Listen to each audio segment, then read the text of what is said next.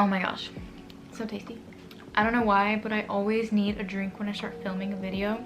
And this one always reminds me of when I was a kid, we would make lime popsicles in the summertime. And this always reminds me of that. No, anyway, so hey guys, January is already over. I cannot believe it. It passed in the blink of an eye, but also it definitely was a pretty long month, at least for me. I read a lot more books than I ever would have thought I could do in a month. And I have my book journal here today to help me kind of keep track. I had to quickly change the lighting a little bit, but I have my book journal today to help me keep track of how many, you know, what we're talking about and what books I'm on and when I read it. In these kinds of videos, I am going to basically go through the book I read, how many stars I gave it, maybe like a brief overview. I don't really want to get into the plot of all these books because I have separate videos that if I really cared about a book, I will make a video about it. But I'm just going to say what I liked about it and kind of just move on. I do count audiobooks in my like reading wrap-ups because I think every book is valid in this community, and I've seen a lot of hate given towards audiobooks and saying that you didn't even read anything, but as self-love for myself, I'm gonna allow myself to include it as a book. So yeah, no matter how many I read in that month or listened to in that month, I still wanna look at it as valid, and I don't want to beat myself up because I listen to more books. So with that being said, I did start an audiobook on January 1st, like in the morning actually. I thought to myself, okay, let's start the year off with the quick little thrillers. I started with We Were Liars. Now this is supposed to be psychological thriller, kind of just like, you know, like psychologically confusing because it was for me. I gave this a 1 star. Sorry, I have heard so much about this book. I literally thought I was gonna love it, but with audiobook I did go into it really expecting a lot, and then I got through half the book and I was still expecting something. I was like, okay, where are we going with this? And then a third of the way in the book I was like, where are we going with this, guys? And the ending reveal was really underwhelming for me. I felt like it was just a bunch of teenagers talking and just dialogue, which is cool. I did like the dialogue part of it. I liked the flipping back and forth between timelines, but I saw the plot twist coming from a long ways away. It just felt a little outdated for me, so that is why I gave it a 1 star. I thought I was gonna want to listen to Family of Liars, but I just couldn't make myself go to the next book because I was afraid that it would be the exact same plot, which I did see some good read reviews saying that it basically is, so that's that. The second book I read / listened to is Daughter of the Pirate King by Trisha Levenseller. This book, I actually really liked it. I gave this one a 2 stars though, because I read Fable and Namesake last year around this time as well. This one was just a quick little fluffy palate cleanser. For me, I like to be kind of strict with my star ratings just so that looking back at books, I'll know for sure, like in my heart, in myself, that it was like a solid rating, and like I want to trust my ratings throughout time. So if I said that it was a 2-star book, it's because it was just a little outdated as well, which I think if I'm gonna read books that are older, I should just give them like the benefit of the doubt, and I should just be able to kind of go into that world, which I did, but the story was pretty rushed. It was very insta romance. We were thinking about how I feel, and I feel mad, now I'm confused, and now I like this person, versus like, why do I like this? Why am I confused? Like, what are the moral issues here, you know? But there is a second book, and I'm kind of tempted to read it as a palate cleanser. I forgot what it's called. I think it's Daughter of the Siren Queen? Yeah, I think it's Daughter of the Siren Queen, and I think I will put it on my TBR for like a palate cleanser because this did really do its job. It really just kind of put me, I don't know why, I really love pirate books. I love books that kind of take you into like the sea, and the way that the settings in this book were described was amazing. I love any book surrounded by water. I don't know what it is. When authors can write a good setting in the scape of oceans and seas and archipelagos and stuff, I eat that stuff up, and this book really did do what it needed to do for me, but I will still say it's a 2-star. Now this third book Meet Me at the Lake by Carly Fortune. So I did give this a 3.5 stars. So far we've got a 1, 2, and now 3.5 stars. So this book, I really liked it. Again, I needed a quick fluffy romance. I needed something quick and snappy. I liked the overall story of it. I feel like with some characters and even background characters or even the main character, I felt like we could have gotten a little more depth, and instead of it just being like solely about how this love is going to turn out. I do like how they added in the idea and the reality of life. However, I do wish we had just a little more depth with different characters. After reading Just for the Summer by Abby Jimenez, I kind of put that on like a on a pedestal, but like I try to look for the feelings and the ideas and the emotions that book gave me in other books. Yeah, and I feel like the female main character kind of forgave the male main character a little bit too quickly, and it was just like because they were both somehow helplessly in love after so long, but it didn't really make sense to me. So that's why I'm giving Carly Fortune's Meet Me at the Lake a 3.5 stars.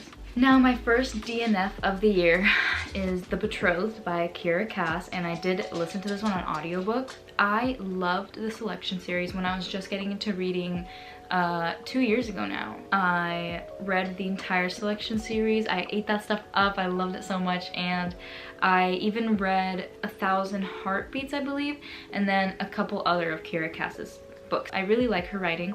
I like how whimsical it is. I love the age appropriation that it is. 13 to 16 I feel like is a pretty good age range. Even 17 I feel like I was still eating that stuff up. I was still enjoying that stuff. So it was only like last year that I really started realizing like I'm an adult and I should probably start reading about more adult moral quandaries and politics and the hierarchies and stuff like that. Yeah, but every now and again I do love a good, like I like going back to Ally Carter, I like going back to Kiera Cass. Those are just nostalgic authors for me. But when I tried to do that with this specific book, it gives me that fluffy, fluttery heart feeling. But it was just a bad idea on my part to think that I could go so far back in the years of publishing and think that I would enjoy it the same way I enjoyed other princess novels. So I had to DNF it. It was just a little too cringe, and it was really fast. Like, it was really insta-lovey again and really predictable, which I understand that kind of genre I feel like is okay to be predictable, but I just didn't get the palate cleansing I needed. Yeah, so I DNF'd it. I think maybe I could give it another try if I'm really in that fluffy summer quick cringy mood, but I wasn't in it this time. Now we're getting to the bigger stuff, which is Iron Flame by Rebecca Yarros. Rebecca is taking the book talk world by storm in January. I mean, everybody, and I mean everybody and their uncles, everybody and their moms are reading Onyx Storm and Iron Flame. I actually reread / re-listened to Iron Flame because I knew I couldn't finish this book in like 2 days, but with audio you just pop it in, do laundry, do your hobbies, do your chores. So I snapped that in, and of course I gave it a 4.5 stars. I don't remember if I gave it a 5 stars last time I listened to it. I think I might have actually, but yeah, just as good. I loved it so much. I love this world.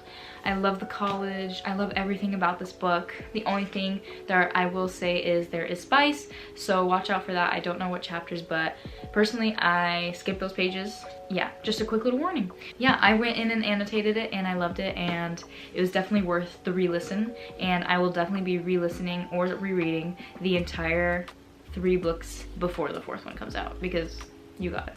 You got it. Then Onyx Storm by Rebecca. So this one came out on the 21st, and I actually went to the midnight release party for this. I made a whole video. It's uploading right now actually, so by the time you're watching this it is up. Go watch that if you are into dragons and reading vlogs and stuff. It is my first one, so I'm still getting the hang of lighting. I'm still getting the hang of vlogging in general and how good my audio should be when I want to record something.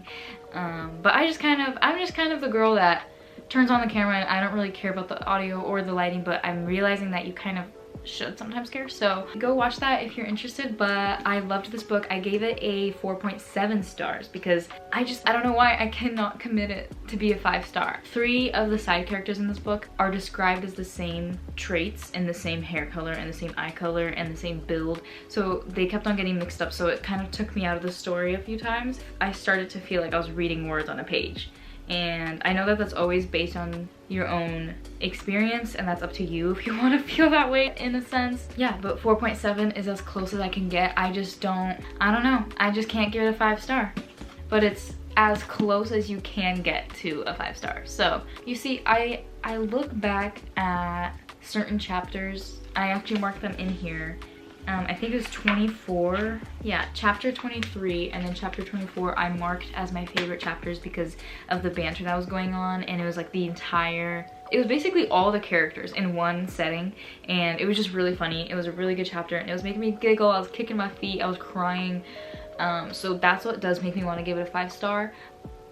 But you know what? I think I will give it a 5 stars, because if it's making me feel this way when I'm talking about it, if I want to talk about it constantly, and if I have these feelings of like fluttering heart, if I had all the emotions that you could possibly have in a book, I think it deserves a 5-star. So you know what? Forget what I said in my past video about this book, but I will give it a 5-star because I'm just excited for the next book. I think the next book could be probably a 5-star too. I was waiting to give that one a 5-star, but you never know with series, and you never know with 4 to 5 book series especially. I'm just gonna give this 5-star and hope for the best for the next book.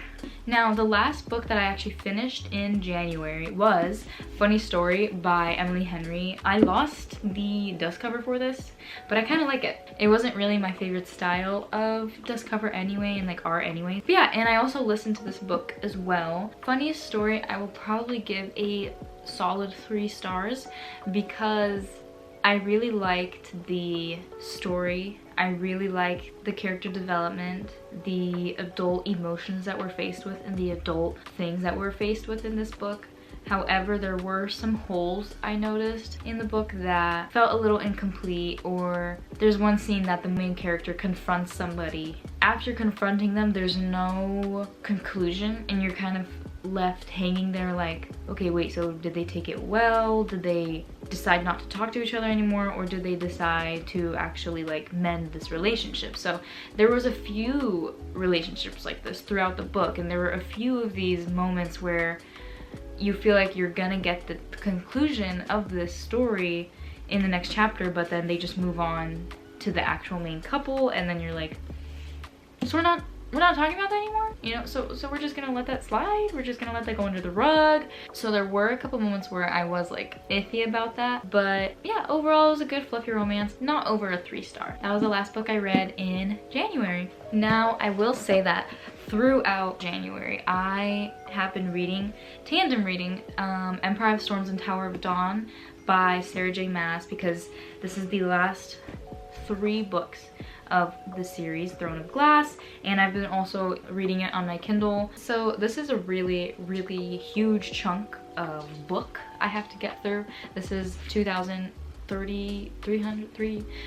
something pages, I don't know, something like that. But yeah, so it's really hard to get through it just mentally. I know that I can sit down and read it and I'll be like enveloped in this world again, but that's kind of what I am procrastinating because of, and that's what I'm kind of timid about, because I know that I'm gonna be like, I'm gonna miss these characters, and I know the inevitable feeling of, wow, I finished the books and now I have to say goodbye to these characters. Now, you know, once I finish the books, I will be like, okay, I know the characters and now I have to say bye, because I've read it for the first time now. It'll never be the same even if I read it again.